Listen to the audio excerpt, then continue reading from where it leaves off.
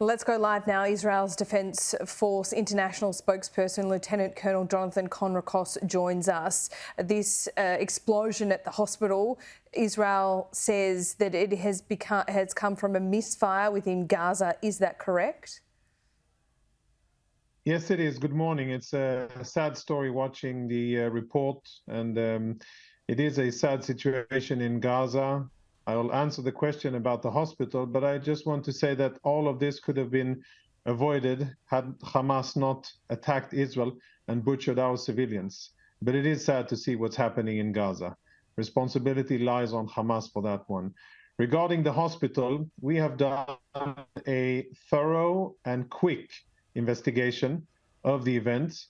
And based on our intelligence, various sources of intelligence, our conclusion is that this was in fact a rocket that was fired by another terrorist organization called the Islamic Jihad that misfired, exploded partially in the air, apparently, and then landed on or near the hospital. It was not an Israeli strike, and we did not strike in the area, and we categorically deny any claims by Hamas or anybody else that this was an Israeli strike. So you say a thorough and quick investigation has been done. Intelligence says it was from Islamic Jihad. Will you provide evidence, the evidence that the IDF has seen? Yes, it will be shared. We understand the sensitivity and the interest, and we understand how our enemies in Gaza and outside of it will try to leverage this event. So therefore, there will be intelligence shared by us, proof, both visual and audio. The audio part will be a conversation between different terrorists, one from the Hamas and perhaps one from another organization, where they themselves, unknowing that they're being listened to, acknowledge the fact that that appears to have been a misfire. And we're also going to release aerial footage of the area before and I think during the explosion. Jonathan, how can this be verified? I know it's supplied by Israeli intelligence, but is there, and this is the fog of war type stuff, and you understand the sensitivities around this. So once we see, and when are we going to see this evidence, by the way, in the next couple of hours?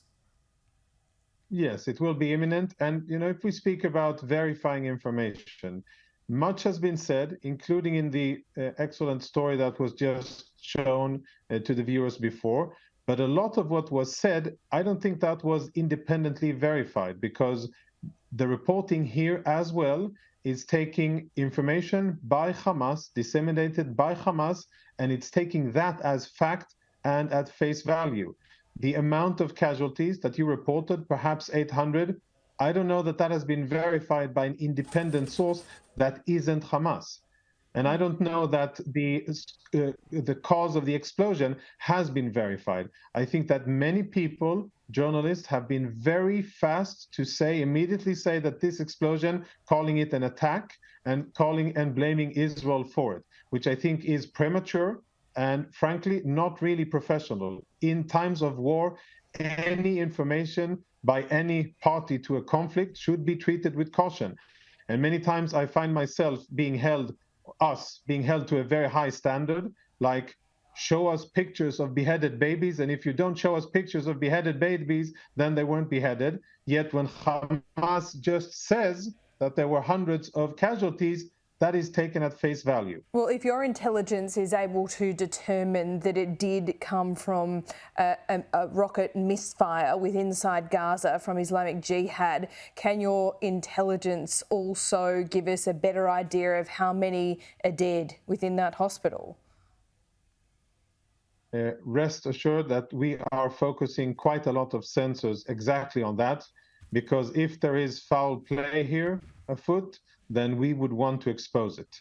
If the numbers of casualties are inflated, and if Hamas is bringing in combatants, their military combatants from the organizations, and mixing them up with the numbers, we will most likely find out sooner or later. And if the numbers don't add up, then we will say so if we have intelligence that supports it. But in the meanwhile, what I think that everyone should exercise is professional caution and not claim that it was immediately an Israeli attack and a missile strike. Fair enough, but if I could put this counterpoint to you, it is very dangerous for journalists to be operating inside Gaza at the moment. There is no access for Sky News journalists at the moment. They're relying on teams within Gaza, and journalists have been killed in Israeli airstrikes in the last couple of days. So what can you provide in terms of protection for independent journalists so we can have a clearer picture? Yes, the situation is dangerous and there have been casualties. I'm aware of that. Of course, not intentional. In Israel, we allow journalists almost unfettered access to all of Israel, wherever it doesn't, include exposing troops and anything related to operational security. Sure. In Israel, where we are responsible, we allow transparency and lots of access to everything so that reporters can do their job, ask us for information, and then verify it with their own eyes. The situation in Gaza is different. It is governed by Hamas, and Hamas has a long history of silencing journalism and silencing reports that aren't convenient for them. For instance, when there's rocket fire from within a house or close to a UN school, and if the reporters report on it, they are silenced afterwards. And there's many accounts of this by former journalists who have said that I was either brutalized or threatened by Hamas. And we know that this is ongoing. Without being on the ground and without being able to verify this, Jonathan, from this big picture view, you'd agree surely that the death toll that we have seen from this particular hospital overnight is not what you would normally associate with a missile from Hamas rockets. Would you agree? I think it's preliminary to assess that. There can be all kinds of combustible material in a hospital. There could have been a secondary explosion that's being investigated by us now, and I hope that there are other organizations and people that are investigating on the ground in Gaza, and I hope that they'll be able to share what and if they find. What I can say categorically, that there was no Israeli strike, that it was a rocket that misfired, and importantly, that the rocket wasn't intercepted by us. I've been asked by others, was the rocket perhaps intercepted by the IDF and therefore exploded and fell to the ground? No, we did not intercept. We do not intercept, and not in this case either. We do not intercept rockets over Gaza. So that can be laid to rest as well. You said intelligence would be working to clarify the number of dead in this particular explosion. And then I think what you said to me, I don't want to put words in your mouth, you said you would try to counter any inflated numbers of the dead. Why would you be concerned about that if this did come from Islamic Jihad, a mistaken attack on their own? We are concerned because we see the ramifications, the regional ramifications of each and every event in Gaza. And we know that Hamas tries to manipulate information and to portray a false image to the world. We have very solid information that suggests that they were behind the Casualty event, the strike on a convoy of Palestinians that were moving south, evacuating, and then there were mysterious explosions and Palestinians were killed. Hamas immediately blamed us for it. We looked into it, cross-referenced, and saw that we in fact had not struck anything in that area at the specific time. We're talking about afternoon hours on Friday, last Friday. And we know that Hamas wants to use events on the ground, leverage them in international media, and try to garner either support or to whip up some kind of frenzy or incitement against Israel. This is the modus operandi of Hamas. We are fighting it, but we, unlike Hamas, are held to standards of a modern country where we have to prove what we say and not only say it. And I think it is regrettable that there's this kind of pattern, not necessarily on your network, but this kind of pattern where reports coming out of Gaza, the Gaza or Hamas saying, and then that becomes the headline. And then we have to prove that that's a lie. And I think that is very, very unfortunate because they are not truthful. Yes, the burden does fall on Israel's shoulders, but in the fog of war, we need as much information as you can give, and it seems that we can get it from the Israeli Defence Force. You say that this evidence will be provided in the next couple of hours. That will come in the form of audio and video. Can I just get an assurance from you on AM Agenda this morning that once we do see this evidence, you will give every opportunity for Western media and Western allies to be able to verify that? Of course. We already did a press statement or a press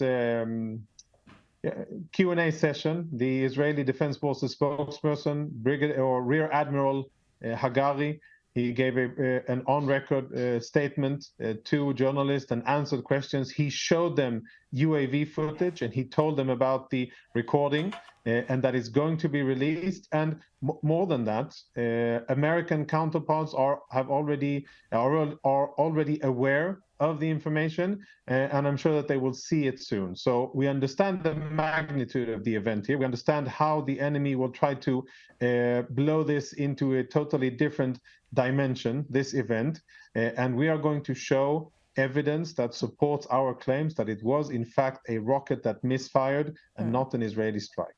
Can mistakes be made in war? You know, is there a chance that Israel has made mistakes, have struck the wrong targets, and that might happen again in the next couple of weeks? As I'm sure that Australian armed forces have also learned in combat, Americans, Brits, French, anybody who's been in combat knows that yes, mistakes are made. Sometimes targets that are not intended to be struck are struck. Sometimes things are misidentified, and sometimes there's wrong information, and many other things happen. That's why it's called the fog of war, because a lot happens at the same time while you're trying to make sense of it. We aspire to do the right thing. We aspire to target only Hamas. We're not looking to strike civilians. Unfortunately, yes, in the past, and I think that in the future, mistakes will happen, but we aspire for them to be minimal, and they are never intentional. There are mistakes. And I'd ask that we are held to the same standards that any other Western military is, while fighting terrorists that are embedded in urban terrain, using civilians as their human shields. That's the only thing we ask. And just to make sure no one can misconstrue your last answer, Jonathan, the mistakes that you speak of does not include a mistaken strike on that hospital. Very clear. As I've said many times, that was, according to our intelligence, an Islamic Jihad rocket that misfired and caused that explosion. Jonathan Conricus, live there from Tel Aviv. Appreciate your time. Thank you.